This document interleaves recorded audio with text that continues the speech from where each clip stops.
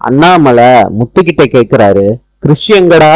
முத்து சொல்றாரு, அப்பா கிறிஷ் ஸ்கூல்ல இல்லப்பா. மீனா கேக்குறாங்க, என்னங்க ஸ்கூல்ல நல்லா விசாரிச்சீங்களா? மனோஜ் ரோஹிணி கிட்ட சொல்றாரு, கிறிஷ காணமா ரோஹிணி. முத்து சொல்றாங்க, அப்பா கிறிஷ் அந்த ஸ்கூலை விட்டு போயிட்டானா. ஊர்ல இருந்து கிறிஷோட அம்மா ஸ்கூலுக்கு வந்தாங்களாப்பா. கிறிஷ ஸ்கூல்ல இருந்து கூட்டிட்டு போயிட்டாங்களாப்பா.